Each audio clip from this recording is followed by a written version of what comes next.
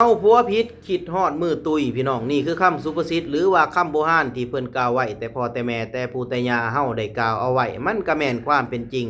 สำหรับเรื่องเล่าวในครอบครัวระหว่างผัวระหว่างเมียเนาะทุกคนเนาะสำหรับเหตุการณ์นี้บ่าวแต่พ่นสิยกตัวอย่างเนาะมีญาเอื้อยคนหนึ่งพี่น้องเนาะเพิ่นได้ออกมาอัดคลิปน้อยเนื้อตามใจอยากสร้างอยากช้าอยากเฮ็ดให้เฮ็ดหน้าอยากปักอยากดำแต่ว่าผู้เป็นผัวนี่บ่เฮ็ดบ่ไถ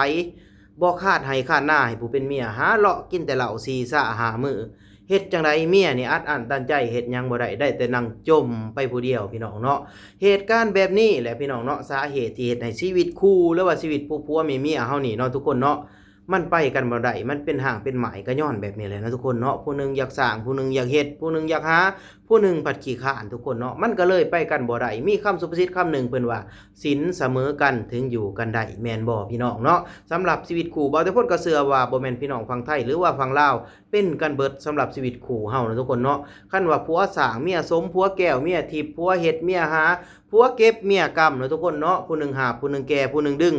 แป๊บเดียวอีกจักหน่อยก็มีเงินมีทองนะทุกคนเนาะอันนี้คือคำเปรียบเปรยนะทุกคนเนาะฉะนั้นแล้วเนาะสำหรับเรื่องราวนี่ผู้เฒ่าผู้แก่เพิ่นเคยเว้าไว้ได้พ่อแม่พี่น้องเนาะเพิ่นว่าเอ้าผัวผิดนี่คิดต้นตัวตุยเอ้าเมียผิดคิดต้นตัวตุยเนาะทุกคนเนาะ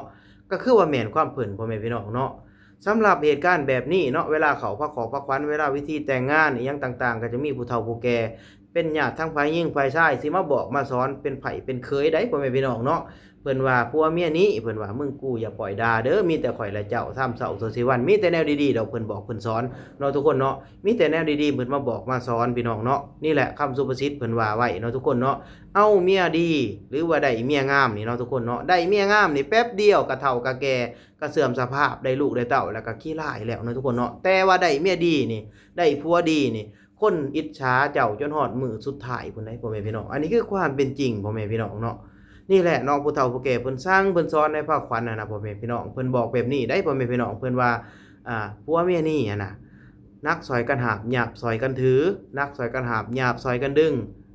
คู่สร้างคู่สมคู่เฮ็ดคู่หาผัวแก้วเมียทิพย์ผัวค่ำเมียคูนจังพากันอยู่เย็นเป็นสุขจังพากันหังกันมีจังพากันหลํกันรวยแต่ถ้าว่าผู้หนึงขี้คร้านผู้หนึงเฮ็ดผู้หนึงนอนคำว่าครอบครัวคำว่าพ่อคนแม่คนมันสิแม่นบ่พ่อแม่พี่น้องเนาะอยากให้ทุกคนไปเบิ่งคลิปสิ่งที่เอ่ยเราเว้ามีผู้ใดแน่ที่ว่ามีประสบการณ์หรือถูกเรื่องราวแบบนี้เข้ามาในชีวิตบางทุกคนก็เชื่อว่าหลายๆครอบครัวหลายๆคนก็น่าจะเจอประสบการณ์หรือว่าเหตุการณ์แบบนี้สำหรับชีวิตคู่เฮาเนาะทุกคนเนาะไปเบิ่งนํกันพี่น้องเนาะทุกคนมีประสบการณ์อย่างไรก็แลกเปลี่ยนความคิดเห็นกันเข้ามาเบิ่งนํกันขออนุญาตทางย่าเอื้อยเด้อที่นำเรื่องราวมานำเสนอต่อทุกคนบางทุกคนก็เชื่อว่าหลายครอบครัวหลายชีวิตคู่ก็น่าจะเพาะเรื่องราวแบบนี้พี่น้องเนาะจะเป็นกูเหลือใจเด้ชีวิตขออนุญาตทางย่าเอื้อยเด้อกาเต้นหนักก็มุ้ยเป็นหญ้าได้ดำหน้า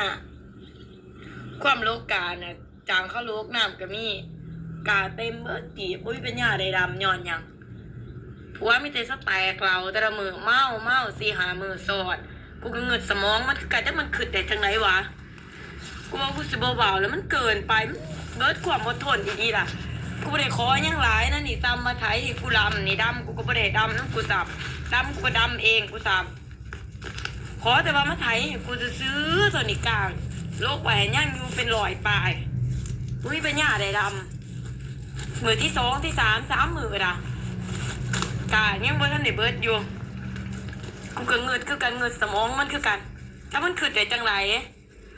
ตายแบบนี้กูเงิดคือกันกูว่าจะเบาๆแล้วกูศูนย์โหดีๆให้หน้าเต็มทีบคือจะได้สมอง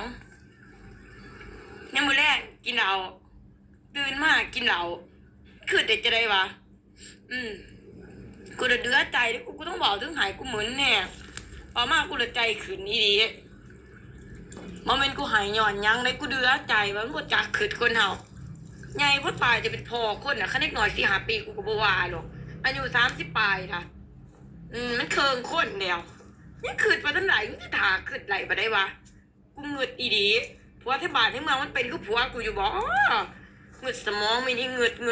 ดอีดีอีร้อยนี่แหละเป้งหน้าไม่สุดโอซาว่าสิได้ดำแต่ละมือจะสิได้นบเลยบายเป็นไทยผุนมือได้ก็ได้เพื่อบ่สิสว่างหลายจะสิได้นบเลยบายแต่ละมืออาหารเงืดอีดีเงืดสมองของมันเจ้ามันขึ้นได้จังได๋ เอากูลืมมันคือสิบ่ขึ้นดอกเขามันขึ้นมันคือสิบ่เป็นจังซี่ดอกไปสิบ่กูบากะยามันโพดมันเดือโอดอีดีมันเกินไปให้หน้าเฮ็ดเติร์ดอยู่แล้วมันทันได้เฮ็ดเติร์ดเมาสอดกัน4-5 มื้อบ่ได้สนบ่สนน้ำหยังเงือดสมองรถกูไทยเองเป็นกูไทยเองไงกูไทยเองบ่เป็นซื่อๆกูเฮ็ดเป็นกูเฮ็ดเบิดล่ะบ่ได้ทางงอหรอกซ้ำผัวกูเฮ็ดหลายนี่เว้าอีดีนี่แหละโหดเดือคันว่ากะลกเองน้ำแน่จ่าเขาลกให้น้ำแน่กะเต็มไม่น่ากะเต็มน้ำกะมีบ่มีปัญญาได้ดำผู้ใดสัวขอสิดูกหลายสวงเมาเขาบ่ไทยให้เจ้าหรอกให้นึงสวงเมาหลายว่านี่กระจ่างเขาไทยให้จังได๋ดำนี่2ไห้นี่จ่างเพิ่นไทยให้จังได๋ดำเขาใส่ก็บ่ได้ดำผัวอะไรมาไทยให้นึงเมาดูบ่ได้4-5 มื้อสอนจังมันขึ้นได้จังได๋กูก็เงือดคือกันเงือดสมองมันคือกันตายแบบนี้ตา เรื่องราวก็จะประมาณนี้เนาะทุกคนเนาะบ่ทุกคนก็เชื่อว่าหลายๆครอบครัวหลายๆชีวิตคู่ก็น่าจะเจอเรื่องราวแบบนี้ทุกคนเนาะอันนี้ก็ว่าทุกคนก็อยากเว้าในฐานะที่ว่าก็มีคือกันพี่น้องญาติพี่น้องคนรู้จักคือกัน อันนี้คือความเป็นจริงบางเทื่อนี่หน้า3ถุงเด้หน้า3ถุงเฮ็ดจนบ่แตกแต่เขาจนบ่กุ้มกินแต่ละปีพวกเจ้าคิดจังไดเอาสิ่งที่ข่อยได้ฮู้มานะมีให้มีหน้าเหลือจนว่าเฮ็ดจนบ่รอดเลยแต่เขาบ่กุ้มกินก็มีคือกันพี่น้องสิ่งที่ข่อยประสบพบในชีวิตเรื่องคนเนาะเฮานี่ตื่นนอนมานี่คิดหาไว้แล้วแต่เมื่อคืนว่าตื่นเช้านี่สิเฮ็ดหยังวางแผนมีความคิดไว้แล้วแต่สำหรับบางคนเขาเจ้าตื่นนอน 9:00 น 10:00 นจักเขาเจ้าสิตื่นมาเฮ็ดหยังเขาเจ้าบ่ฮู้ว่าสิตื่นไปเฮ็ดอีหยังซ้ำย้อนว่าบ่มีที่ว่าอยากเฮ็ดอยากสร้างอีหยังนั่นน่ะอันนี้เว้าถึงว่าความมีระเบียบวินัยเนาะในครอบครัวในเรือนซ่านอีหยังต่างๆบางเทื่อลูกเต้าเราก็คือข่อยตั้งแต่น้อยๆอีพ่ออีแม่เลยเนาะสิว่าความจริงสู่ฟังซะอ้ายเอ้ยเนาะตื่นแต่ 6:00 นแม่นั่นให้ลุกได้ให้ลุกคันบ่ลุกแม่แซ่เราห้ำโลดอันนี้พี่น้องก็คือความเป็นจริงแล้วเห็นครอบครัวบางครอบครัวก็เฮาก็บ่ได้หาเลี้ยงเพิ่นดอกพี่น้องแต่ว่าคนไกลตัวญาติพี่น้องเฮาเห็นเฮาก็แบบว่าอยากให้เขามีความคิดคือกันได้ตื่นนอนนี่ 8:00 น 9:00 น 10:00 นลูกสิตื่นยามใดก็ตามแต่ลูกบ่มีแนวเฮ็ดบ่มีเวียกเฮ็ดแต่ว่าถามว่าครอบครัวเรือนซ่านบ่าวเลยพ้นนี้ร่ำรวยบ่ก็บ่ได้ร่ำรวยดอกพ่อแม่พี่น้องแต่ว่าถามว่าข้าวน้ำซ้ำปลาเหลือกินบ่เหลือพ่อแม่พี่น้องจนได้ขายนี่แหละคนเฮาดุหมั่นขยันเพียรเนาะทุกคนเนาะคือเพิ่นว่าแล้วขยันก็แม่นอยู่ดุก็แม่นอยู่แต่ว่าคนขยันนี่มันบ่อดตุ้ยได้พ่อแม่พี่น้องเนาะมันสิมีกินถึงว่าบ่ร่ำรวยแต่ก็เลี้ยงตัวเองได้สิบ่มักไปขอผู้ใดเนาะอันนี้คือสิ่งที่ข้อยก็อยากเว้าในคลิปนี้เนาะก็เป็นตาอีต้นทางเอื้อยเพิ่นบ่พี่น้องคิดเห็นกันจังไดก็ฝากทุกคนคอมเมนต์กันเข้ามาพี่น้อง